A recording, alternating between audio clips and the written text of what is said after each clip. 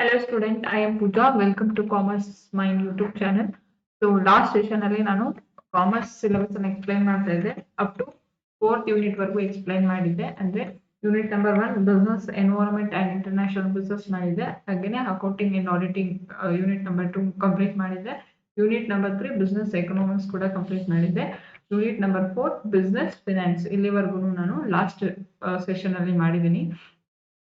So ಇವತ್ತಿನ session ಇಂದ as business statistics unit number 5 ಆಗಿರುವಂತ business statistics and research method ಅನ್ನ ನೋಡ್ತಾ ಹೋಗೋಣ. ಸೊ ಈ ಒಂದು ಚಾಪ್ಟರ್ ಅನ್ನ ಕವರ್ ಮಾಡಿದ್ರೆ ನಿಮ್ಗೆ ಜನರಲ್ ಪೇಪರ್ ಅಲ್ಲೂ ತುಂಬಾ ಯೂಸ್ ಆಗುತ್ತೆ. ಬಿಕಾಸ್ ಜನರಲ್ ಪೇಪರ್ ಅಂದ್ರೆ ಅದೆಲ್ಲರಿಗೂ ಕೂಡ ಕಾಮನ್ ಆಗಿರುತ್ತೆ. ಸೊ ಅಲ್ಲೂ ಕೂಡ ನಿಮ್ಗೆ ರಿಸರ್ಚ್ ಆಪ್ಟಿಟ್ಯೂಡ್ ಅಂತ ಒಂದು ಪೇಪರ್ ಇದೆ. ಸೊ ಆ ಒಂದು ರಿಸರ್ಚ್ ಆಪ್ಟಿಟ್ಯೂಡ್ ಅಲ್ಲಿ ಈ ಒಂದು ಸ್ಟ್ಯಾಟಿಸ್ಟಿಕ್ಸ್ ಈ ರಿಸರ್ಚ್ ಮೆಥಡ್ ತುಂಬಾ ಯೂಸ್ ಆಗುತ್ತೆ. ಓಕೆ, ಸೊ ನೀವು ಇಲ್ಲಿ ಕವರ್ ಮಾಡಿದ್ರೆ ಸೊ ಅಲ್ಲೂ ಕೂಡ ಕವರ್ ಮಾಡ್ದಂಗೆ ಆಗುತ್ತೆ. ಹಾಗಾಗಿ ಈ ಒಂದು ಯೂನಿಟ್ ನಂಬರ್ 5 ತುಂಬಾ ಇಂಪಾರ್ಟೆಂಟ್ ಆಗಿದೆ ನಿಮ್ಮ ಒಂದು UGC net and KCET syllabus ಅಲ್ಲಿ. ಓಕೆ, ಸೊ ನೋಡ್ತಾ ಹೋಗೋಣ ಏನೆಲ್ಲ ಪೋರ್ಷನ್ಸ್ ಇದೆ, ಏನೆಲ್ಲ ಕಾನ್ಸೆಪ್ಟ್ಸ್ ಬಗ್ಗೆ ಕ್ವಶನ್ಸ್ ಅನ್ನ ರೈಸ್ ಮಾಡ್ತಾರೆ ಅಂತ. ಯಾಕಂದ್ರೆ ನೀವು ಸಿಲೆಬಸ್ ಅನ್ನ ಅರ್ಥ ಮಾಡ್ಕೊಳ್ಳೋದು ತುಂಬಾ ಇಂಪಾರ್ಟೆಂಟ್ ಆಗುತ್ತೆ. ಸಿಲೆಬಸ್ ಅರ್ಥ ಮಾಡ್ಕೊಂಡ್ರೆ ನೀವು ಆಲ್ಮೋಸ್ಟ್ 50% ಸಿಲೆಬಸ್ ಅನ್ನ ಓದಿ ಕಂಪ್ಲೀಟ್ ಮಾಡಿದ್ದೀರಾ ಅಂತಾನೆ ಅರ್ಥ. ಯಾಕಂದ್ರೆ ಅಷ್ಟು ಪ್ರಾಮುಖ್ಯತೆ ಇದೆ ಒಂದು ಸಿಲೆಬಸ್ ಅನ್ನ ಅನಲೈಸ್ ಮಾಡಿ ಅರ್ಥ ಮಾಡ್ಕೊಳ್ಳೋದು. ಓಕೆ, ಸೊ ಫಸ್ಟ್ ಬಂದು ಮೆಜರ್ ಆಫ್ ಸೆಂಟ್ರಲ್ ಟೆಂಡೆನ್ಸಿ ಅಂತಾರೆ. ಸೊ ಅದರಲ್ಲಿ ನಿಮ್ಗೆ ಮೀನ್ ಬಗ್ಗೆ ಕೇಳ್ತಾರೆ, ಮೀಡಿಯನ್ ಬಗ್ಗೆ ಕೇಳ್ತಾರೆ ಅಂಡ್ ಮೋಡ್ ಬಗ್ಗೆ ಕ್ವಶನ್ಸ್ ಅನ್ನ ರೈಸ್ ಮಾಡ್ತಾರೆ. ಸೊ ಮೀನ್ ಅಂದ್ರೆ ನಿಮ್ಗೆಲ್ಲ ಗೊತ್ತು ಆವರೇಜ್ ಅಂತ.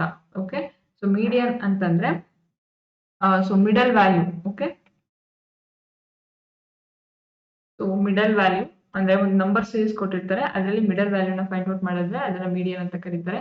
ಸೊ ಮೋಡ್ ಅಂತ ಬಂದ್ರೆ ಮೋಸ್ಟ್ ಫ್ರೀಕ್ವೆಂಟ್ ವ್ಯಾಲ್ಯೂ ಅಂದ್ರೆ ಪದೇ ಪದೇ ಯಾವ್ದು ರಿಪೀಟ್ ಆಗ್ತಾ ಇರುತ್ತೆ ಆ ನಂಬರ್ ಸೀರೀಸ್ ಅಲ್ಲಿ, ಸೊ ಅದನ್ನ ಮೋಡ್ ಅಂತ ಕರೀತಾರೆ. ಸೊ ಈ ತರ ನಿಮ್ಗೆ ಕ್ವಶನ್ಸ್ ಅನ್ನ ರೈಸ್ ಮಾಡ್ತಾರೆ. ನಾನು ಹೇಳೋದು ಸುಲಭ ಅಂತೂ ಇರೋಲ್ಲ. ಸೊ ನಾನು ಜಸ್ಟ್ ಬ್ರೀಫ್ ಇಂಟ್ರೊಡಕ್ಷನ್ಸ್ ಅನ್ನ ಹೇಳ್ತಾ ಇದೀನಿ ಅಷ್ಟೇ. ಸೊ ನೆಕ್ಸ್ಟ್ ಕ್ಲಾಸ್ ಅಲ್ಲಿ ಒಂದೊಂದೇ ಟಾಪಿಕ್ ಅನ್ನ ತಗೊಂಡು ನಾವು ಇನ್ ಡೆಪ್ತ್ ಹೋಗಿ ಅನಲೈಸ್ ಮಾಡೋಣ. ಓಕೆ, ಸೊ ಸೆಕೆಂಡ್ ಬಂದು measure of dispersion. Measure of dispersion ಅಂದ್ರೆ ಹೇಗೆ ಡಾಟಾ ಸ್ಪ್ರೆಡ್ ಆಗುತ್ತೆ ಅನ್ನೋದನ್ನ ಶೋ ಮಾಡುವಂಥದ್ದು. ಸೊ ರೇಂಜ್ ಬಗ್ಗೆ ಬರುತ್ತೆ ಇಲ್ಲಿ ನಿಮ್ಗೆ, ಅಂದ್ರೆ ಹೈಯೆಸ್ಟ್ ವ್ಯಾಲ್ಯೂ ಮತ್ತೆ ಲೋಯೆಸ್ಟ್ ವ್ಯಾಲ್ಯೂಗೆ ಇರುವಂತಹ ಡಿಫ್ರೆನ್ಸ್. ಮತ್ತೆ ಸ್ಟ್ಯಾಂಡರ್ಡ್ ಡಿವಿಯೇಷನ್ಸ್ ಬಗ್ಗೆ ಬರುತ್ತೆ. So how far values are from average. So like that ಈ ತರ ನಿಮ್ಗೆ ಮೆಜರ್ ಆಫ್ ಡಿಸ್ಪರ್ಷನ್ ಅಲ್ಲಿ ಬರುವಂತ, ಅಂದ್ರೆ ನೀವು BCom ಅಲ್ಲಿ ಓದಿರ್ತೀರಾ ಅಥವಾ MCom MBA ದಲ್ಲೆಲ್ಲ ಓದಿರ್ತೀರಾ ಸ್ಟ್ಯಾಟಿಸ್ಟಿಕ್ಸ್ ಬಗ್ಗೆ, ಆ ಕಂಪ್ಲೀಟ್ ಸ್ಟ್ಯಾಟಿಸ್ಟಿಕ್ಸ್ ಅನ್ನ ನೀವು ಅರ್ಥ ಮಾಡ್ಕೋಬೇಕಾಗಿರುತ್ತೆ. ಸೊ ಮೆಜರ್ ಆಫ್ ಸ್ಕೀವ್ನೆಸ್ ಬಗ್ಗೆ ಕ್ವಶನ್ಸ್ ಕೇಳ್ತಾರೆ. ಅಂದ್ರೆ ಹೇಗೆ ಡೇಟಾ ಬ್ಯಾಲೆನ್ಸ್ ಆಗಿದೆ, ಟೈಲ್ಡ್ ಆಗಿದೆ ಅಂತ. ಇವಾಗ ಇನ್ಕಮ್ ಡಿಸ್ಟ್ರಿಬ್ಯೂಷನ್ ಇಸ್ ಯೂಶುವಲಿ ಸ್ಕೀವ್ಡ್ ಅಂತ ಬಂದಾಗ rich people pool average up ಅಂತ. ಸೊ ಲೈಕ್ ದಟ್ ನಿಮ್ಗೆ ಸ್ಕೀವ್ನೆಸ್ ಬಗ್ಗೆ ಎಲ್ಲಾ ಸ್ಕೀವ್ನೆಸ್ ಟೈಪ್ಸ್ ಆಫ್ ಸ್ಕೀವ್ನೆಸ್ ಅಂತೆಲ್ಲ ಬರುತ್ತೆ. ಸೊ ಕಂಪ್ಲೀಟ್ ಸ್ಕೀವ್ನೆಸ್ ಬಗ್ಗೆ ಕ್ವಶನ್ಸ್ ಅನ್ನ ಕೇಳ್ತಾ ಹೋಗ್ತಾರೆ. Next correlations and regressions of two variables. Correlations ಮತ್ತೆ ರಿಗ್ರೆಷನ್ ಅಂದ್ರೆ ಒಂದು ಟೂ ವೇರಿಯೇಬಲ್ಸ್ ಅನ್ನ ಇಟ್ಕೊಂಡು ಅದರ ರಿಲೇಶನ್ಶಿಪ್ ನ ಹೇಳುವಂತದ್ದು. ರಿಲೇಶನ್ಶಿಪ್ ಬಿಟ್ವೀನ್ ಟೂ ವೇರಿಯೇಬಲ್ಸ್ ಅದನ್ನ ಕೋರಿಲೇಷನ್ಸ್ ಅಂತ ಹೇಳ್ತಾರೆ. Like for example height and weight. Okay, so height and weight. So ಈ ಒಂದು ಯೂಶುವಲಿ ಈ ತರ ಟುಗೆದರ್ ಆಗಿ ಎರಡು ವೇರಿಯೇಬಲ್ಸ್ ಅನ್ನ ಇಟ್ಕೊಂಡು ಅದರ ರಿಲೇಶನ್ಶಿಪ್ ಅನ್ನ ಹೇಳುವಂತದ್ದು. ಸೊ ರಿಗ್ರೆಷನ್ಸ್ ಅಂದ್ರೆ ನಿಮ್ಗೆಲ್ಲ ಗೊತ್ತಿರೋಂಗೆನೆ predictions one variable from another. Okay, so like ಈಗ ಸೇಲ್ಸ್ ಅನ್ನ ಪ್ರಿಡಿಕ್ಟ್ ಮಾಡುವಂತದ್ದು ಫ್ರಮ್ ಅಡ್ವರ್ಟೈಸ್ಮೆಂಟ್ ಸ್ಪೆಂಡ್. ಅಡ್ವರ್ಟೈಸ್ಮೆಂಟ್ ನ ಮಾಡೋದ್ರ ಮೂಲಕ ಸೇಲ್ಸ್ ಎಷ್ಟಾಗುತ್ತೆ ಅನ್ನೋದನ್ನ ಪ್ರಿಡಿಕ್ಷನ್ಸ್ ಅನ್ನ ಮಾಡುವಂತದ್ದು. ಸೊ ಈ ತರ ಕೊರಿಲೇಷನ್ಸ್ ಮತ್ತೆ ರಿಗ್ರೆಷನ್ಸ್ ಬಗ್ಗೆ ತುಂಬಾ ಟೈಪ್ಸ್ ಗಳು ಬರುತ್ತೆ. ಸೊ ಅದ್ರ ಬೇಸ್ ಮೇಲೆ ನಿಮ್ಗೆ ಕ್ವಶನ್ಸ್ ಅನ್ನ ಕೇಳ್ತಾ ಹೋಗ್ತಾರೆ. ನೆಕ್ಸ್ಟ್ ಬಂದು ಪ್ರಾಬಬಿಲಿಟಿ. ಇದಂತೂ ತುಂಬಾ ಇಂಪಾರ್ಟೆಂಟ್ ಕಾನ್ಸೆಪ್ಟ್, ಯಾಕಂದ್ರೆ ಇದು ಜನರಲ್ ಪೇಪರ್ ಅಲ್ಲೂ ಕೂಡ ಇದೆ ಮತ್ತೆ ಕಾಮರ್ಸ್ ಪೇಪರ್ ಅಲ್ಲೂ ಇದೆ. Approaches to probabilities Bayes theorem. Next ಹಾಗೆ ಬಂದು probability distributions, binomial distribution, Poisson distribution as well as normal distributions. ಇದೆಲ್ಲ ಪ್ರಾಪರ್ಟೀಸ್ ಬರುತ್ತೆ. ಆ ಪ್ರಾಪರ್ಟೀಸ್ ನ ನೀವು ತಿಳ್ಕೊತಾ ಹೋದ್ರೆ ಇಟ್ ಇಸ್ ವೆರಿ ಈಸಿ. ಅಂದ್ರೆ ಬೈನಾಮಿಯಲ್ ಅಂದ್ರೆ ಸಕ್ಸಸ್ ಅಥವಾ ಫೇಲ್ಯೂರ್ ಸಿಚುವೇಶನ್ಸ್ ಅಲ್ಲಿ ಬರುವಂತದ್ದು. ಈಗ ಕಾಯಿನ್ ಟಾಯ್ಸ್ ಮಾಡಿದ್ರೆ ಸೊ ಅಲ್ಲಿ ಹೆಡ್ ಬರ್ತಾ ಇದೆಯಾ ಟೈಲ್ ಬರ್ತಾ ಇದೆಯಾ, ಲೈಕ್ ದಟ್ ಸಕ್ಸಸ್ ಮತ್ತೆ ಫೇಲ್ಯೂರ್. ಒಂದನ್ನ ಸಕ್ಸಸ್ ಅಂತ ಇಟ್ಕೊಂಡು ಇನ್ನೊಂದನ್ನ ಫೇಲ್ಯೂರ್ ಅಂತ ಇಟ್ಕೊಂಡು ಆ ಸಿಚುವೇಶನ್ಸ್ ಮೇಲೆ ಡಿಸ್ಟ್ರಿಬ್ಯೂಷನ್ಸ್ ಅನ್ನ ಮಾಡ್ತಾ ಹೋಗ್ತಾರೆ. ಸೊ ಪಾಯ್ಸನ್ ಡಿಸ್ಟ್ರಿಬ್ಯೂಷನ್ ಅಂದ್ರೆ ರೇರ್ ಇವೆಂಟ್ಸ್. ಈಗ ಒಂದು ದಿನದಲ್ಲಿ ಎಷ್ಟು ಆಕ್ಸಿಡೆಂಟ್ ಆಗುತ್ತೆ, ಸೊ ಲೈಕ್ ಈ ರೇರ್ ಇವೆಂಟ್ಸ್ ಅನ್ನ ತಗೊಳ್ಳುವಂಥದ್ದು. ನಾರ್ಮಲ್ ಕರ್ವ್ ಅಂದ್ರೆ ಬೆಲ್ ಕರ್ವ್ ಅಂತ ಹೇಳ್ಬೋದು. ನಾರ್ಮಲ್ ಡಿಸ್ಟ್ರಿಬ್ಯೂಷನ್ಸ್ ಅಂದ್ರೆ like height of people. So like that ನಾವು ಪ್ರಾಬಬಿಲಿಟಿನ ಡಿಸ್ಟ್ರಿಬ್ಯೂಷನ್ಸ್ ಮಾಡ್ತಾ ಹೋಗುವಂಥದ್ದು based on binomial, Poisson or normal distributions. Okay, so ಇಷ್ಟ್ರ ಮೇಲೆ ನಿಮಗೆ ಕಂಪ್ಲೀಟ್ ಆಗಿ ಬಿಸ್ನೆಸ್ ಸ್ಟ್ಯಾಟಿಸ್ಟಿಕ್ಸ್ ಇರುತ್ತೆ. ಸೊ ಮೊದಲನೇದು measure of central tendency, measure of dispersion, measure of skewness, correlation and regression, probability and probability distributions. ಇಷ್ಟು ಮೇಲೆ ನಿಮಗೆ ಕ್ವೆಶ್ಚನ್ಸ್ ಅನ್ನ ರೈಸ್ ಮಾಡ್ತಾರೆ ಯಾವ್ದ್ರಲ್ಲಿ, ಬಿಸ್ನೆಸ್ ಸ್ಟ್ಯಾಟಿಸ್ಟಿಕ್ಸ್ ಅಲ್ಲಿ. ಅಂಡ್ ನೆಕ್ಸ್ಟ್ ಪಾರ್ಟ್ ಬಿ ಅಂತ ತಗೊಳ್ಳೋದಾದ್ರೆ ರಿಸರ್ಚ್ ಮೆಥಡ್ಸ್ ಅನ್ನ ತಗೋಬಹುದು. ಸೊ ರಿಸರ್ಚ್ ಮೆಥಡ್ ಅಂದ್ರೆ ಅದರ ರಿಸರ್ಚ್ ಅಂದ್ರೆ ಏನು, ಸೊ ಯಾವ್ದೆಲ್ಲ ಕಾನ್ಸೆಪ್ಟ್ಸ್ ಇದೆ, ಯಾವ್ದೆಲ್ಲ ಸಾಕಷ್ಟು ವಿಧವಾದ ಟೈಪ್ಸ್ ಆಫ್ ರಿಸರ್ಚ್ ಗಳಿರುತ್ತೆ. ಓಕೆ, ಸೊ ಆ ರಿಸರ್ಚ್ ಟೈಪ್ಸ್ ಗಳ ಮೇಲೆ ಕ್ವೆಶನ್ಸ್ ಅನ್ನ ಕೇಳ್ತಾರೆ. ಸೊ ಲೈಕ್ ಡಿಸ್ಕ್ರಿಪ್ಟಿವ್ ಅಂದ್ರೆ ವಾಟ್ ಹೈಸ್ ಹ್ಯಾಪನಿಂಗ್, ಏನ್ ಆಗ್ತಾ ಇದೆ ಅಂತ. ಸೊ ಅನಾಲಿಟಿಕ್ ಅಂದ್ರೆ why it is happen, so ಯಾಕೆ ಇದಾಗಿದೆ ಅಂತ. ಸೊ ಅಪ್ಲೈಡ್ ಅಂದ್ರೆ ಪ್ರಾಬ್ಲಮ್ ನ ಸಾಲ್ವ್ ಮಾಡುವಂಥದ್ದು. ಅಪ್ಲೈಡ್ ರಿಸರ್ಚ್ ಅಂದ್ರೆ ಫಂಡಮೆಂಟಲ್ ರಿಸರ್ಚ್ ಅಂದ್ರೆ ಥಿಯರೀಸ್ ನ ಡೆವಲಪ್ಮೆಂಟ್ ಮಾಡುವಂಥದ್ದು. ಲೈಕ್ ಹಿಂಗೆ ಸಾಕಷ್ಟು ಟೈಪ್ಸ್ ಗಳು ಬರುತ್ತೆ ರಿಸರ್ಚ್ ಅಲ್ಲಿ. ಸೊ ಅದನ್ನ ಇನ್ ಡೆಪ್ತ್ ಆಗಿ ಸ್ಟಡಿ ಮಾಡ್ಬೇಕಿರುತ್ತೆ. ಓಕೆ, ಅಂಡ್ ರಿಸರ್ಚ್ ಡಿಸೈನ್ ಅಂದ್ರೆ ಯಾವ ತರ ಇರ್ಬೋದು ಅಂದ್ರೆ ಒಂಥರ ಬ್ಲೂ ಪ್ರಿಂಟ್ ಆಗಿರುತ್ತೆ. Blueprint of study. ನಾವೇನೇ ಒಂದು ಸ್ಟಡಿ ಮಾಡ್ಬೇಕಂತಂದ್ರೆ ಅದಕ್ಕಿಂತ ಮುಂಚೆ ರಿಸರ್ಚ್ ಅನ್ನ ಮಾಡುವಂಥದ್ದು, ಯಾವ ತರ ಮಾಡ್ಬೇಕು ಅಂತ. ಅದನ್ನೇ ರಿಸರ್ಚ್ ಡಿಸೈನ್ ಅಂತ ಕರೆಯುವಂಥದ್ದು. ಫಾರ್ ಎಕ್ಸಾಂಪಲ್ ಹೇಳೋದಾದ್ರೆ ಸರ್ವೆ ಮಾಡುವಂಥದ್ದು, ಕೇಸ್ ಸ್ಟಡಿ ಮಾಡುವಂಥದ್ದು, ಎಕ್ಸ್ಪೆರಿಮೆಂಟ್ ಮಾಡುವಂಥದ್ದು. ಸೊ ಇದನ್ನೆಲ್ಲ ರಿಸರ್ಚ್ ಡಿಸೈನ್ ಅಂತ ಹೇಳ್ತಾರೆ. ಸೊ ಇದ್ರ ಮೇಲೆ ನಿಮ್ಗೆ ಸ್ಪೆಸಿಫಿಕ್ ಆಗಿ ಕ್ವೆಶನ್ಸ್ ಅನ್ನ ಕೇಳ್ತಾ ಹೋಗ್ತಾರೆ. Okay, next data. So data ಅಂತ ಬಂದಾಗ collection and classification of data. ಅಲ್ಲಿ ನಿಮ್ಗೆ ಪ್ರೈಮರಿ ಡೇಟಾ ಅಂತ ಬರುತ್ತೆ. Primary data in the sense of first standard collected. Okay, so first standard collected ಆಗಿದೆ ಅದನ್ನ ಪ್ರೈಮರಿ ಡೇಟಾ ಅಂತಾರೆ. ಫಾರ್ ಎಕ್ಸಾಂಪಲ್ ಸರ್ವೆ ಆಗಿರ್ಬೋದು, ಇಂಟರ್ವ್ಯೂ ಆಗಿರ್ಬೋದು. ಇಂಟರ್ವ್ಯೂ ಅಂದ್ರೆ ಅವರೇ ಹೋಗಿ ಖುದ್ದಾಗಿ ಮುಖಾಮುಖಿ ಇಂಟರ್ವ್ಯೂನ ಮಾಡುವಂಥದ್ದು. ಸೊ ಅದೆಲ್ಲ ಏನಾಗಿರುತ್ತೆ, ಪ್ರೈಮರಿ ಡೇಟಾ ಆಗಿರುತ್ತೆ. ಸೊ ಸೆಕೆಂಡರಿ ಡೇಟಾ ಅಂತ ಬಂದಾಗ ಆಲ್ರೆಡಿ ಅವೈಲೇಬಲ್ ಇರುತ್ತೆ. ಲೈಕ್ ಬುಕ್ಸ್ ಆಗಿರ್ಬೋದು, ರಿಪೋರ್ಟ್ಸ್ ಆಗಿರ್ಬೋದು. ಓಕೆ, ಸೊ ಆಫ್ಟರ್ ಕಲೆಕ್ಷನ್ ಆದ್ಮೇಲೆ ನೀವು ಅದನ್ನ ರೆಫರ್ ಮಾಡಿ ನಿಮ್ಮ ರಿಸರ್ಚ್ಗೆ ಯೂಸ್ ಮಾಡ್ಕೋತಾ ಇದ್ರೆ ಅದನ್ನ ಸೆಕೆಂಡರಿ ಡೇಟಾ ಅಂತ ಕರೀತಾರೆ. ಸೊ ಇವೆರಡು ಮೇಲೆ ನಿಮಗೆ ಕ್ಲಾಸಿಫಿಕೇಶನ್ ಆಫ್ ಡೇಟಾ ಅಂತ ಬಂದಾಗ ಅದ್ರ ಮೇಲೆ ಕ್ವೆಶನ್ಸ್ ಅನ್ನ ಕೇಳ್ತಾರೆ. So next sampling. So sampling is also very important. So sampling and estimation ಅಂತ ಬಂದಾಗ ಎಸ್, ಕಂಪ್ಲೀಟ್ ಆಗಿ ನಿಮಗೆ ಸ್ಯಾಂಪಲಿಂಗ್ ಮೇಲೆ ಕೇಳ್ತಾರೆ. ಸೊ ಮೆಥಡ್ಸ್ ಆಫ್ ಸ್ಯಾಂಪಲಿಂಗ್ ಅಂತ ಬರುತ್ತೆ. ಸೊ ಅದರಲ್ಲಿ ಪ್ರಾಬಬಿಲಿಟಿ ಸ್ಯಾಂಪಲಿಂಗ್ ಮತ್ತೆ ನಾನ್ ಪ್ರಾಬಬಿಲಿಟಿ ಸ್ಯಾಂಪಲಿಂಗ್ ಅಂತ ಬರುತ್ತೆ. ಓಕೆ, ಎರಡಕ್ಕೂ ಕೆಲವೊಂದು ಮೆಥಡ್ಸ್ ಗಳು ಬರುತ್ತೆ. ಪ್ರಾಬಬಿಲಿಟಿ ಸ್ಯಾಂಪಲ್ ಅಲ್ಲೂ ಮೆಥಡ್ಸ್ ಬರುತ್ತೆ, ನಾನ್ ಪ್ರಾಬಬಿಲಿಟಿ ಬರುತ್ತೆ. ಸೊ ಅದ್ರ ಬಗ್ಗೆ ನೀವು ಸ್ಟಡಿ ಮಾಡಬೇಕಿರುತ್ತೆ. ಇನ್ ಸ್ಯಾಂಪಲಿಂಗ್ ಡಿಸ್ಟ್ರಿಬ್ಯೂಷನ್ಸ್ ಮೇಲೆ ಸೆಂಟ್ರಲ್ ಲಿಮಿಟ್ ಥಿಯರಮ್ ಬಗ್ಗೆ, ಸ್ಟ್ಯಾಂಡರ್ಡ್ ಎರರ್ಸ್ ಮೇಲೆ ಒಂದು ಫಾರ್ಮುಲಾ ಬೇಸ್ಡ್ ಒಂದು ಕ್ವೆಶನ್ಸ್ ಅನ್ನ ರೈಸ್ ಮಾಡ್ತಾರೆ. ಇನ್ ಸ್ಟ್ಯಾಟಿಸ್ಟಿಕಲ್ ಎಸ್ಟಿಮೇಷನ್ಸ್ ಇಷ್ಟು ಮೇಲೂ ನಿಮಗೆ ಕ್ವೆಶನ್ಸ್ ಅನ್ನ ಕೇಳ್ತಾ ಹೋಗ್ತಾರೆ. Okay, next hypothesis testing. Hypothesis testing ಅಂತ ಬಂದಾಗ ನಿಮ್ಗೆ Z test, T test, ANOVA ಅಂತಂದ್ರೆ ಮೆನಿ ಗ್ರೂಪ್ಸ್ ಜೊತೆ ಕಂಪೇರ್ ಅನ್ನ ಮಾಡುವಂಥದ್ದು. ಓಕೆ, ಅನಾಲಿಸಿಸ್ ಆಫ್ ವೇರಿಯನ್ಸ್ ಅಂತ. So chi square test. So ಅಂದ್ರೆ ಕ್ಯಾಟಗರಿಕಲ್ ಡೇಟಾನ ಅಸೋಸಿಯೇಷನ್ ಮಾಡಿರುವಂಥದ್ದು. So Mann Whitney test, U test, ಮತ್ತೆ H test, rank correlation test. ಅಂದ್ರೆ ಬರುವಂತಹ ಹೈಪೋಥೆಸಿಸ್ ಟೆಸ್ಟಿಂಗ್ ಒಳಗಡೆ ಬರುವಂತಹ ಎಲ್ಲಾ ಟೆಸ್ಟ್ ಗಳ ಬಗ್ಗೆನೂ ಕೂಡ ನಿಮ್ಗೆ ಕ್ವೆಶನ್ಸ್ ಅನ್ನ ರೈಸ್ ಮಾಡ್ತಾರೆ. ಲಾಸ್ಟ್ ಬಂದು ರಿಪೋರ್ಟ್ ರೈಟಿಂಗ್. ಸೊ ಇದ್ರ ಮೇಲೆ ಖಂಡಿತವಾಗಿಯೂ ಒಂದು ಕ್ವೆಶನ್ಸ್ ಕೇಳ್ತಾರೆ. ಅಂದ್ರೆ ಫೈನಲ್ ಪ್ರೆಸೆಂಟೇಷನ್ಸ್ ಆಫ್ ರಿಸರ್ಚ್ ಎಲ್ಲ ಮಾಡಿದ ನಂತರ ಫೈನಲ್ ಪ್ರೆಸೆಂಟೇಷನ್ಸ್ ಯಾವ ತರ ಇರುತ್ತೆ, ಅದ್ ಯಾವ ತರ it should be clear, structured and backed with data. So ಅದು ಯಾವ ತರ ಇರಬೇಕು ರಿಪೋರ್ಟ್. ಓಕೆ, ಸೊ ಈ ಒಂದು ಕಂಪ್ಲೀಟ್ ಅದು ಯಾವುದೇ ಫ್ಲಾಗರಿದಮ್ಸ್ ನ ಮಾಡ್ಕೊಂಡಿರ್ಬಾರ್ದು, ಅಂದ್ರೆ ಬೇರೆಯವ್ರು ಮಾಡಿರೋದನ್ನ ಕಾಪಿ ಮಾಡಿರ್ಬಾರ್ದು. ಸೊ ಈ ತರ ಎಲ್ಲ ಕೆಲವೊಂದು ರೂಲ್ಸ್ ಗಳಿರುತ್ತೆ. ಸೊ ಅದ್ರ ಬೇಸ್ ಮೇಲೆ ನಿಮಗೆ ಕ್ವೆಶನ್ಸ್ ಅನ್ನು ಹೇಳ್ತಾ ಹೋಗ್ತಾರೆ. ಮತ್ತೆ ರಿಸರ್ಚ್ ಎಥಿಕ್ಸ್ ಅಂತ ಬರುತ್ತೆ. ಏನೆಲ್ಲ ಎಥಿಕ್ಸ್ ನ ಫಾಲೋ ಮಾಡಬೇಕು while we have to conduct the research. ನಾವು ರಿಸರ್ಚ್ ಅನ್ನ ಕಂಡಕ್ಟ್ ಮಾಡ್ಬೇಕಾದ್ರೆ ಸೊ ಯಾವ್ದೆಲ್ಲ ಎಥಿಕ್ಸ್ ನ, ಬಿಸ್ನೆಸ್ ಎಥಿಕ್ಸ್ ನ, ರಿಸರ್ಚ್ ಎಥಿಕ್ಸ್ ನ ಫಾಲೋ ಮಾಡಬೇಕು. ಸೊ ಇದ್ರ ಮೇಲೆ ಕ್ವೆಶನ್ಸ್ ಅನ್ನ ಹೇಳ್ತಾ ಹೋಗ್ತಾರೆ. This is all about the business statistics and research methods.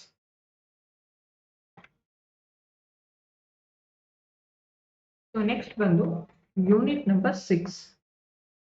So that is business management and human resource management. So business management ಯಾವ್ದು ಬರುತ್ತೆ business management ಅಲ್ಲಿ. So first we have understand what is the management ಅಂದ್ರೆ ಏನು. So ಯಾವ್ದೆಲ್ಲ functions ಇರುತ್ತೆ management ಅಲ್ಲಿ, ಯಾವ್ದೆಲ್ಲ principles ಇರುತ್ತೆ ಸೊ ಮ್ಯಾನೇಜ್ಮೆಂಟ್ ಅಲ್ಲಿ, ಈ ಕಂಪ್ಲೀಟ್ ಆಗಿ ಬೇಸಿಕ್ ಆಗಿರುವಂತ ನಾಲೆಜ್ ನಮ್ಗೆ ಇರ್ಬೇಕಾಗುತ್ತೆ. ಸೊ ಮ್ಯಾನೇಜ್ಮೆಂಟ್ ಅಂದ್ರೇನು, ಸೊ ಪ್ಲಾನಿಂಗ್ ಅನ್ನ ಮಾಡುವಂಥದ್ದು, ಆರ್ಗನೈಸ್ ಮಾಡುವಂಥದ್ದು, ಡೈರೆಕ್ಟಿಂಗ್ ನ ಮಾಡಿ ಕಂಟ್ರೋಲ್ ರಿಸೋರ್ಸ್ ಅನ್ನ ಎಫೆಕ್ಟಿವ್ ಆಗಿ ಕಂಟ್ರೋಲ್ ಮಾಡುವಂಥದ್ದು, ಇದನ್ನ ಮ್ಯಾನೇಜ್ಮೆಂಟ್ ಅಂತ ಕರಿಬಹುದು. ಸೊ ಪ್ರಿನ್ಸಿಪಲ್ಸ್ ಅಂತ ಬಂದಾಗ who given the principle to management ಅಂದ್ರೆ ಹೆನ್ರಿ ಫಯೋಲ್. ಓಕೆ, ಅವ್ರು 14 ಪ್ರಿನ್ಸಿಪಲ್ಸ್ ಅನ್ನ ಕೊಡ್ತಾ ಹೋಗ್ತಾರೆ ಮ್ಯಾನೇಜ್ಮೆಂಟ್ಗೆ, like divisions of work, unity of command, unity of order. So ಹೀಗೆ ಸಾಕಷ್ಟು ಅವ್ರದ್ದೇ ಆದ ಒಂದು 14 ಪ್ರಿನ್ಸಿಪಲ್ಸ್ ಅನ್ನ ಕೊಡ್ತಾ ಹೋಗ್ತಾರೆ. ಸೊ ಅದ್ರ ಕಂಪ್ಲೀಟ್ ನಾಲೆಜ್ ಇರಬೇಕಾಗುತ್ತೆ. ನೆಕ್ಸ್ಟ್ ಫಂಕ್ಷನ್ಸ್ ಅಂತ ಬಂದಾಗ ಹೇಳಿದ್ನಲ್ಲ, planning, organising, directing, controlling. So ಈ ಒಂದು ಕಂಪ್ಲೀಟ್ ಫಂಕ್ಷನ್ಸ್ ಬಗ್ಗೆ ಗೊತ್ತಿರಬೇಕಾಗುತ್ತೆ. ಸೊ ನೆಕ್ಸ್ಟ್ ಬಂದು ಆರ್ಗನೈಸೇಷನ್ ಸ್ಟ್ರಕ್ಚರ್. ಅದು ಲೈಕ್ ಫಾರ್ಮಲ್ ಆರ್ಗನೈಸೇಷನ್ಸ್ ಆಗಿರ್ಬೋದು, ಇನ್ಫಾರ್ಮಲ್ ಆರ್ಗನೈಸೇಷನ್ಸ್ ಆದ್ರೂ ಆಗಿರ್ಬೋದು. ಸೊ ಫಾರ್ಮಲ್ ಅಂತಂದ್ರೆ ಅಫಿಷಿಯಲ್ ಆಗಿರುವಂತದ್ದು, ಅಫಿಷಿಯಲ್ ಹೈರಾರ್ಕಿ, ಬಾಸ್ ಇಂದ ಮ್ಯಾನೇಜರ್ಸ್, ಮ್ಯಾನೇಜರ್ಸ್ ಇಂದ employee, so like that. Informal ಅಂದ್ರೆ ಫ್ರೆಂಡ್ಲಿ ನೆಟ್ವರ್ಕ್ಸ್.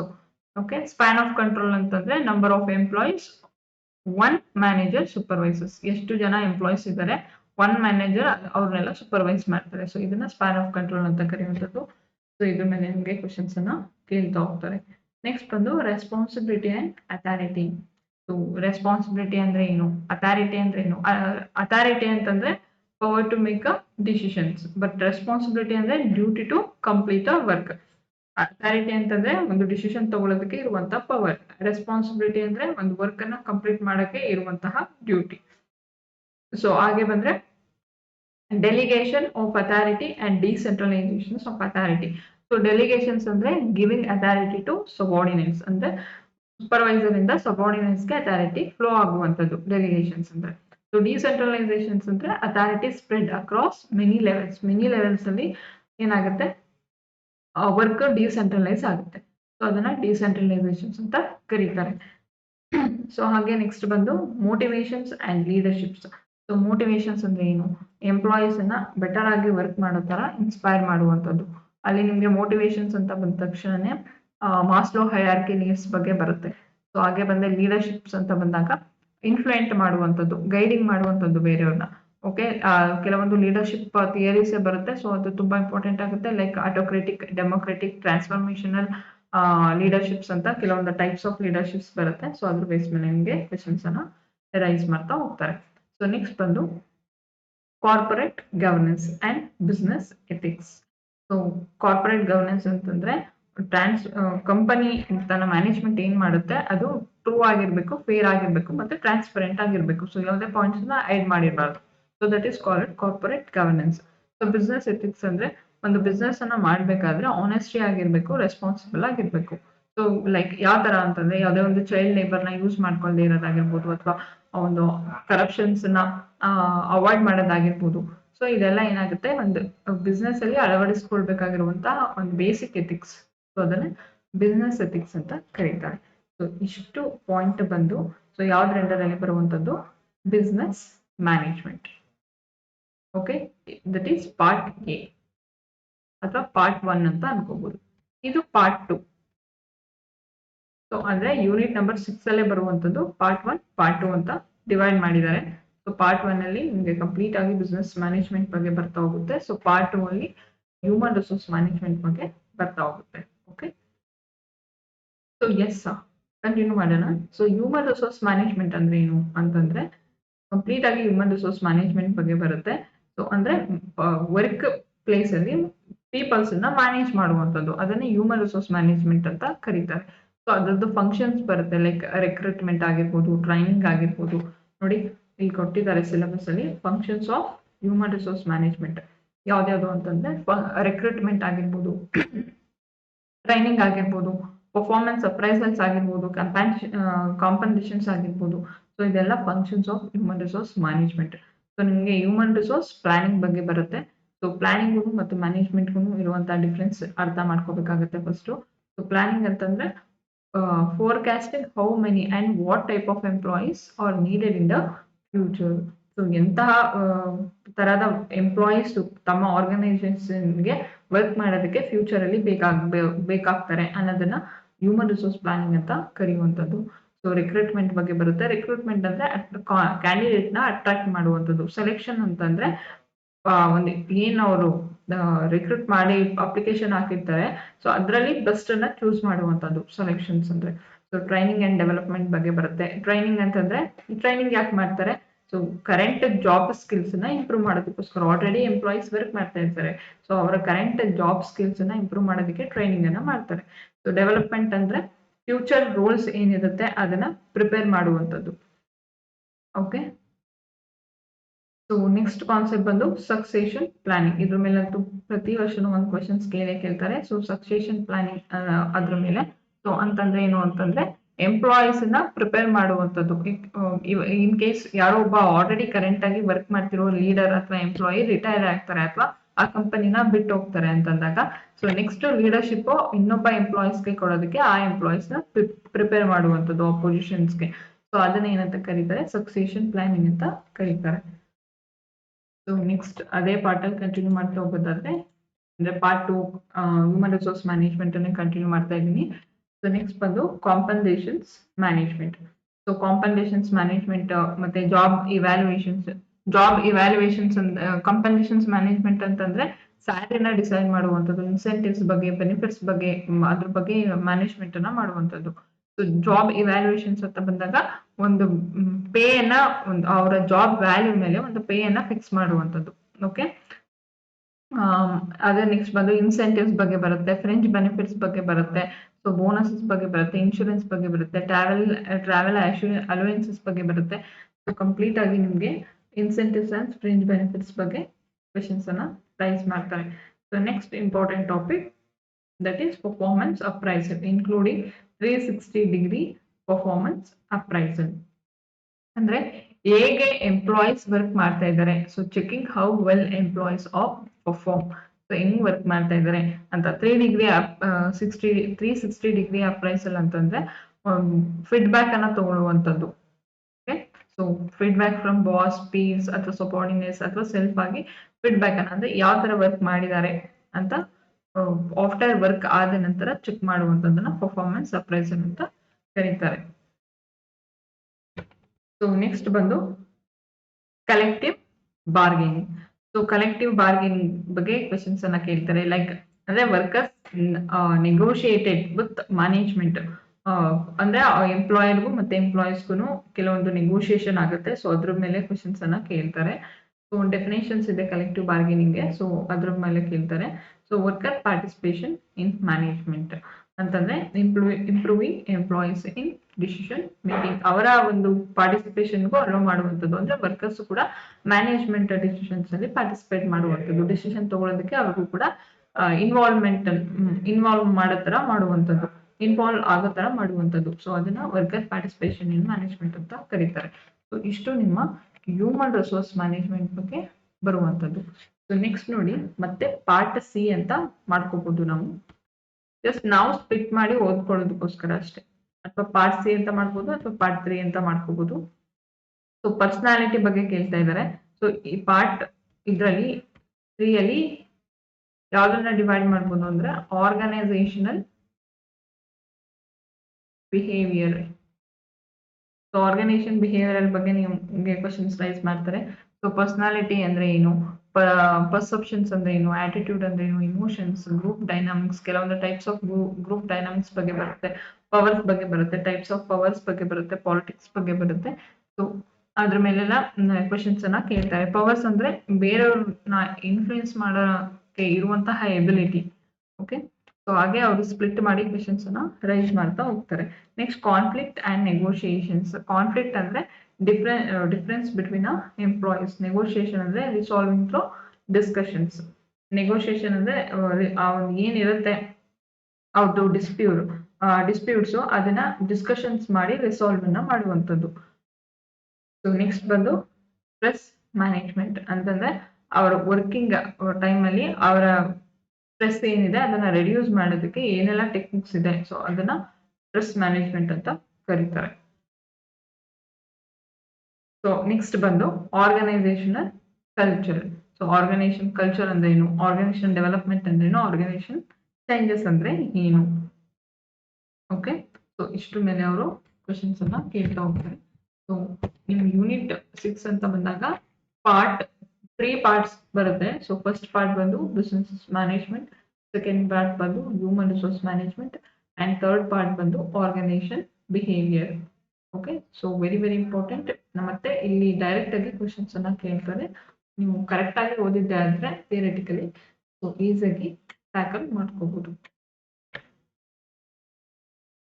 ಸೊ ನೆಕ್ಸ್ಟ್ ಬಂದು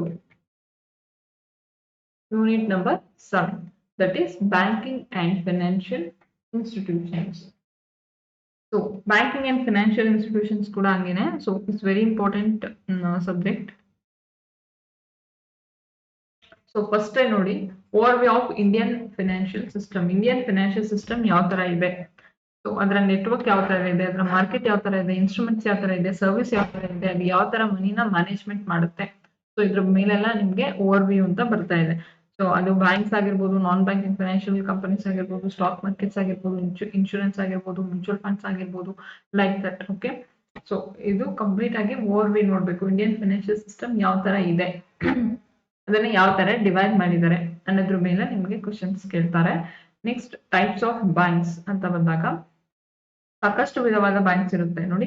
ಕಮರ್ಷಿಯಲ್ ಬ್ಯಾಂಕ್ಸ್, ಓಕೆ, ಅದೇನ್ ಮಾಡುತ್ತೆ, ರೆಗ್ಯುಲರ್ ಬ್ಯಾಂಕ್ಸ್ ಅದು that accept the deposit, give the loans, like ICICI, HDFC. So ಆ ತರ ಬ್ಯಾಂಕ್ಸ್ ಎಲ್ಲ ಕಮರ್ಷಿಯಲ್ ಬ್ಯಾಂಕ್ಸ್. ಕಮರ್ಷಿಯಲ್ ಬ್ಯಾಂಕ್ಸ್ ಅಂದ್ರೆ ಏನು, ಅದು ಯಾವಾಗ ಬಂತು, ಸೊ ಯಾವ್ದೆಲ್ಲ ಮೇಜರ್ ಕಮರ್ಷಿಯಲ್ ಬ್ಯಾಂಕ್ಸ್ ಇದೆ ಅಂಡ್ ಅದರ ಫಂಕ್ಷನ್ಸ್ ಯಾವ ತರ ಇರುತ್ತೆ ಅದನ್ನೆಲ್ಲ ಹೇಳ್ತಾ ಹೋಗ್ತೀನಿ ನೆಕ್ಸ್ಟ್ ಕ್ಲಾಸ್ ಅಲ್ಲಿ. ಅಂದ್ರೆ ಅದೇ ಸಿಲೆಬಸ್ ಅನ್ನ ಎಕ್ಸ್ಪ್ಲೈನ್ ಮಾಡಿ ಮುಗಿದ ನಂತರ ಒಂದೊಂದೇ ಸಬ್ಜೆಕ್ಟ್ ಅನ್ನ ತಗೊಂಡಾಗ ಅದನ್ನ ಇನ್ ಡೆಪ್ತ್ ಆಗಿ ಎಕ್ಸ್ಪ್ಲೈನ್ ಮಾಡೋಣ. So next RRB, regional rural banks, ಅಂದ್ರೆ ಫಾರ್ಮರ್ಸ್ಗೆ ಸಪೋರ್ಟ್ ಮಾಡುವಂತದ್ದು ಫಿನಾನ್ಷಿಯಲಿ, ಮತ್ತೆ ರೂರಲ್ ಏರಿಯಾಸ್ಗೆ ಬ್ಯಾಕ್ ಬೋನ್ ಆಗಿ ನಿಂತಿರುವಂತಹ ಬ್ಯಾಂಕ್ಸ್, ಲೈಕ್ ಪ್ರಥಮ ಬ್ಯಾಂಕ್ಸ್ ಎಕ್ಸಾಂಪಲ್. ಓಕೆ, ಹಾಗೆ ಫಾರಿನ್ ಬ್ಯಾಂಕ್ಸ್ ಬರುತ್ತೆ. ಸೊ ಅಂದ್ರೆ bank from other countries operating in India. ಬೇರೆ ಕಂಟ್ರಿಲಿ ಅಂದ್ರೆ ಎಡ್ಯುಕೇಟರ್ ಇರುತ್ತೆ, ಅದು ಇಂಡಿಯಾದಲ್ಲಿ ಆಪರೇಟ್ ಮಾಡ್ತಾ ಇರುತ್ತೆ, like Citi bank for example ಹೇಳೋದಾದ್ರೆ Citi bank.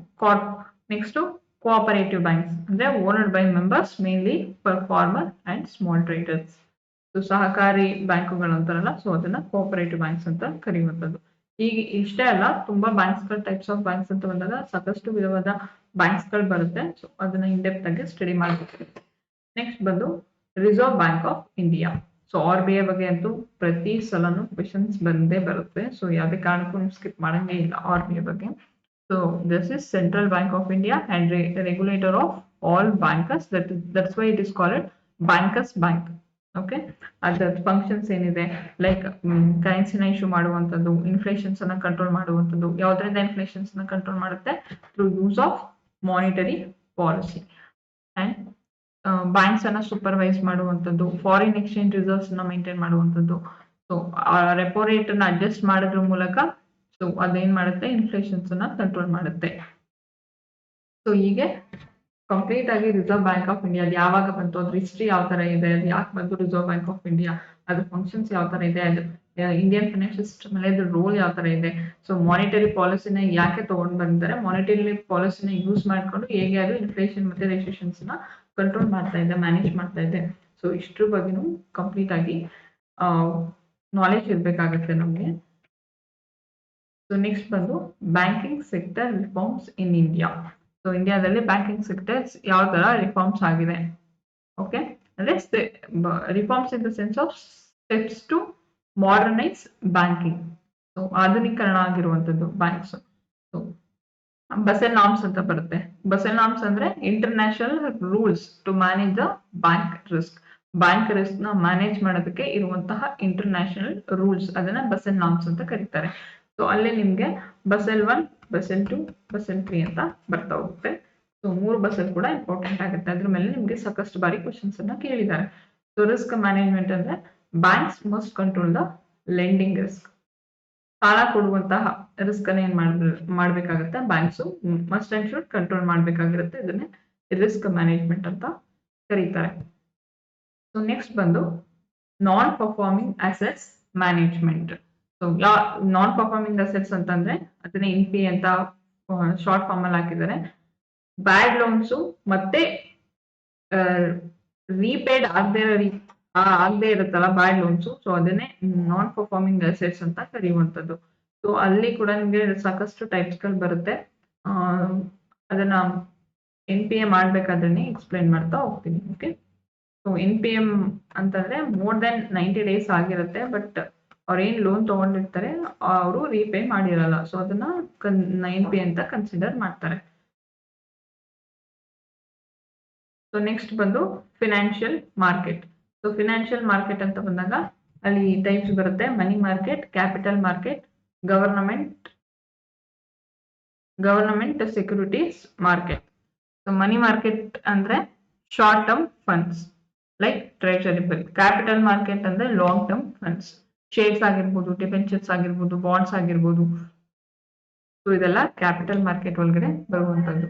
Government security markets ಅಂದ್ರೆ bonds issued by the government to borrow the money. ಗವರ್ನಮೆಂಟ್ಗೆ ಹಣದ ಅವಶ್ಯಕತೆ ಇರುತ್ತೆ, ಸೊ ಅವಾಗ ಏನ್ ಮಾಡುತ್ತೆ, ಗವರ್ನಮೆಂಟ್ಸ್ ಬಾಂಡ್ಸ್ ಅನ್ನ ಇಶ್ಯೂ ಮಾಡುತ್ತೆ. ಸೊ ಅದನ್ನೇ ಗವರ್ನಮೆಂಟ್ ಸೆಕ್ಯೂರಿಟಿ ಮಾರ್ಕೆಟ್ಸ್ ಅಂತ ಕರೆಯುವಂತದ್ದು. ಸೊ ನೆಕ್ಸ್ಟ್ ನಿಮಗೆ ಫೈನಾನ್ಷಿಯಲ್ ಇನ್ಸ್ಟಿಟ್ಯೂಷನ್ಸ್ ಬಗ್ಗೆ ಬರುತ್ತೆ. ಅಲ್ಲಿ ಡೆವಲಪ್ಮೆಂಟ್ ಫೈನಾನ್ಷಿಯಲ್ ಇನ್ಸ್ಟಿಟ್ಯೂಷನ್ಸ್, ನಾನ್ ಬ್ಯಾಂಕಿಂಗ್ ಫೈನಾನ್ಷಿಯಲ್ ಅಂದ್ರೆ NBFC company and mutual fund, pensions funds. So ಇದ್ರ ಮೇಲೆ ನಿಮಗೆ ಕ್ವಶನ್ಸ್ ಅನ್ನ ಕೇಳ್ತಾ ಹೋಗ್ತಾರೆ. Okay, so development financial institutions ಅಂತ ಬಂದಾಗ ಅದು ಒಂದು ಇಂಡಸ್ಟ್ರಿಗೆ ಅಥವಾ ಇನ್ಫ್ರಾಸ್ಟ್ರಕ್ಚರ್ಸ್ಗೆ ಫೈನಾನ್ಸ್ ಅನ್ನ ಪ್ರೊವೈಡ್ ಮಾಡುವಂತದ್ದು. ನಾನ್ ಬ್ಯಾಂಕಿಂಗ್ ಫೈನಾನ್ಷಿಯಲ್ ಕಂಪನೀಸ್ ಅಂತಂದ್ರೆ ಅದೆಲ್ಲ ಒಂದು ಫೈನಾನ್ಷಿಯಲ್ ಸರ್ವಿಸ್ ಅನ್ನ ವರ್ಕ್ ಅನ್ನೇ ಮಾಡುತ್ತೆ, but not like a commercial banks. Okay, mutual fund ಅಂತ ಬಂದಾಗ ಇನ್ವೆಸ್ಟರ್ಸ್ ತಮ್ಮ ಮನಿನ ಪೂಲ್ ಮಾಡುವಂತದ್ದು, ಶೇರ್ಸ್ ಅಥವಾ ಬಾಂಡ್ಸ್ ಮೇಲೆ ಇನ್ವೆಸ್ಟ್ ಮಾಡುವಂತದ್ದು. ಪೆನ್ಷನ್ ಫಂಡ್ ಅಂತ ಬಂದಾಗ ಲೈಕ್ ರಿಟೈರ್ಮೆಂಟ್ ಸೇವಿಂಗ್ಸ್. ಇಷ್ಟು ನಿಮಗೆ ಫೈನಾನ್ಷಿಯಲ್ ಇನ್ಸ್ಟಿಟ್ಯೂಷನ್ಸ್ ಒಳಗಡೆ ಬರುವಂತ ಕಾನ್ಸೆಪ್ಟ್ಸ್. ಸೊ ನೆಕ್ಸ್ಟ್ ಬಂದು ಫೈನಾನ್ಷಿಯಲ್ ರೆಗ್ಯುಲೇಟರ್ಸ್ ಇನ್ ಇಂಡಿಯಾ. ಸೊ ಯಾವೆಲ್ಲ ರೆಗ್ಯುಲೇಟರ್ಸ್ ಇದೆ, ಫೈನಾನ್ಷಿಯಲ್ ರೆಗ್ಯುಲೇಟರ್ಸ್ ಇದೆ ಇಂಡಿಯಾದಲ್ಲಿ ಅಂತ ನೋಡ್ತಾ ಹೋಗೋದಾದ್ರೆ, ಸೊ RBI ಸೊ ಏನ್ ಮಾಡುತ್ತೆ, ಬ್ಯಾಂಕ್ಸ್ ಅನ್ನ ರೆಗ್ಯುಲೇಟ್ ಮಾಡುತ್ತೆ. SEBI, security exchange board of India, that is regulated to stock markets. SEBI ಅಂತ ಬಂದಾಗ ಯಾವ್ದನ್ನ ರೆಗ್ಯುಲೇಟ್ ಮಾಡುತ್ತೆ, ಸ್ಟಾಕ್ ಮಾರ್ಕೆಟ್ಸ್ ಅನ್ನ ರೆಗ್ಯುಲೇಟ್ ಮಾಡುತ್ತೆ. IRDA ಅಂದ್ರೆ regulates the insurance companies and PFRDA ಅಂತ ಬಂದಾಗ ಪೆನ್ಷನ್ಸ್ ಫಂಡ್ಸ್ ಅನ್ನ ರೆಗ್ಯುಲೇಟ್ ಮಾಡುತ್ತೆ. ಸೊ ಹೀಗೇನೆ ಕೆಲವೊಂದು ರೆಗ್ಯುಲೇಟರಿ ಬಾಡೀಸ್ ಬರುತ್ತೆ, ಅದ್ರ ಫುಲ್ ಫಾರ್ಮ್, ಅದ್ ಯಾವಾಗ ಬಂತು, ಅದ್ರ ಫಂಕ್ಷನ್ಸ್ ಏನು, ಮತ್ತೆ ಯಾವ್ದನ್ನ ರೆಗ್ಯುಲೇಟ್ ಮಾಡ್ತಾ ಇದೆ. ಸೊ ಇದ್ರ ಬಗ್ಗೆ ನಿಮ್ಗೆ ನಾಲೆಜ್ ಇರ್ಬೇಕಾಗುತ್ತೆ. So next financial sector reforms and inclusions. Reforms ಅಂದ್ರೆ ಏನು, making a financial system modern and transparent, that is the meaning of reforms. Okay, financial inclusions ಅಂತಂದ್ರೆ giving banking service to all, ಪ್ರತಿಯೊಬ್ಬರಿಗೂ banking service provide ಆಗೋ ತರ financial inclusions ನ ಮಾಡುವಂತದ್ದು. Okay, so like financial inclusions ಅಂತ ತಕ್ಷಣ rural ಪೀಪಲ್ಸ್ಗೂ ಕೂಡ ತುಂಬಾ ಪೂರ್ ಆಗಿದ್ರು ಕೂಡ ಅವ್ರಿಗೆ ಫೈನಾನ್ಸ್ ಅಂತಕ್ಕಂಥದ್ದು ಪ್ರೊವೈಡ್ ಆಗಬೇಕು, ಲೈಕ್ PM ಜನ್ಧನ್ ಯೋಜನಾ ಅಕೌಂಟ್ಸ್ ಆ ತರ. ಓಕೆ, ನೆಕ್ಸ್ಟ್ ಬಂದು digitisations of banking and other financial services, like online banking ಆಗಿರ್ಬೋದು, ಮೊಬೈಲ್ ಬ್ಯಾಂಕಿಂಗ್ ಆಗಿರ್ಬೋದು, ಇಂಟರ್ನೆಟ್ ಬ್ಯಾಂಕಿಂಗ್ ಆಗಿರ್ಬೋದು, PhonePe, Google Pay, Paytm. So ಇದನ್ನ ಇಂಟರ್ನೆಟ್ ಬ್ಯಾಂಕಿಂಗ್ ಅಂತ ಕರೆಯುವಂಥದ್ದು, ಡಿಜಿಟಲ್ ಪೇಮೆಂಟ್ ಸಿಸ್ಟಮ್ ಅಂತ ಕರೆಯುವಂಥದ್ದು. ಸೊ ನೆಕ್ಸ್ಟ್ ಲಾಸ್ಟ್ ಬಂದು unit number 7 last concept, that is insurance, the types of insurance. Types of insurance ಅಂತ ಬಂದಾಗ life insurance, non life insurance. So life insurance ಅಂದ್ರೆ ಅದು ಲೈಫ್ ರಿಸ್ಕ್ ನ ಕವರ್ ಮಾಡುತ್ತೆ, like LIC. Non life insurance ಅಂದ್ರೆ cover health, vehicle, property, so ಅದನ್ನೆಲ್ಲ cover ಮಾಡೋದು non life insurance. Risk classification ಬರುತ್ತೆ, ಲೋ ರಿಸ್ಕ್ ಮತ್ತೆ ಹೈ ರಿಸ್ಕ್ ಕಸ್ಟಮರ್ಸ್ ಅಂತ. ಓಕೆ, ನೆಕ್ಸ್ಟ್ ಇನ್ನೊಂದು ನಿಮ್ಗೆ ಇಂಪಾರ್ಟೆಂಟ್ ಕಾನ್ಸೆಪ್ಟ್ ರೀಇನ್ಶೂರೆನ್ಸ್. ರೀಇನ್ಶೂರೆನ್ಸ್ ಅಂದ್ರೆ insurance companies themselves take insurance to reduce the big risk. ತನಗೆ ಬರುವಂತಹ ಬಿಗ್ ರಿಸ್ಕ್ ನ ಅವಾಯ್ಡ್ ಮಾಡೋದಕ್ಕೆ, ರೆಡ್ಯೂಸ್ ಮಾಡೋದಕ್ಕೆ ಇನ್ಶೂರೆನ್ಸ್ ಕಂಪನಿನೇ ಮತ್ತೊಂದು ಇನ್ಶೂರೆನ್ಸ್ ಕಂಪನಿಯಿಂದ ಇನ್ಶೂರೆನ್ಸ್ ಅನ್ನು ತಗೊಂಡಿರುತ್ತೆ. ಸೊ ಅದನ್ನೇ ರೀಇನ್ಶೂರೆನ್ಸ್ ಅಂತ ಕರೆಯುವಂಥದ್ದು. ಇನ್ಶೂರೆನ್ಸ್ ರೆಗ್ಯುಲೇಟರಿ ಬಾಡಿ ಆಗಿರುವಂತಹ IRDA ಬಗ್ಗೆ ಕಂಪ್ಲೀಟ್ ನಾಲೆಜ್ ಇರಲೇಬೇಕಾಗುತ್ತೆ. Insurance regulatory and development authority of India. So ಅದರ ರೋಲ್ ಯಾವ ತರ ಇದೆ, ಅದರ ಫಂಕ್ಷನ್ಸ್ ಯಾವ ತರ ಇದೆ, ಸೊ ಇದ್ರ ಮೇಲೆ ಈ ತರ ಕ್ವೆಶನ್ಸ್ ಅನ್ನ ನಿಮ್ಗೆ ಕೇಳ್ತಾ ಹೋಗ್ತಾರೆ. ಇಷ್ಟು ನಿಮ್ಮ unit number 7, that is banking and financial institutions. So ಈ ಒಂದು ಸೆಷನ್ ಅಲ್ಲಿ ನಾನು 3 ಯೂನಿಟ್ ಅನ್ನ ಕವರ್ ಮಾಡಿದ್ದೀನಿ, ಅಂದ್ರೆ ಸಿಲೆಬಸ್ ಅನ್ನ ಎಕ್ಸ್ಪ್ಲೈನ್ ಮಾಡಿದ್ದೀನಿ. So that is business statistics and research method and business management and human resource management, and unit number 7, that is banking and financial institutions. That is complete. Okay. So next session ಅಲ್ಲಿ marketing management and legal aspects of business and income tax and corporate tax planning. So ಈ remaining 3 units ಅನ್ನ explain ಮಾಡ್ಕೊಡ್ತಾ ಹೋಗ್ತೀನಿ. So thank you all.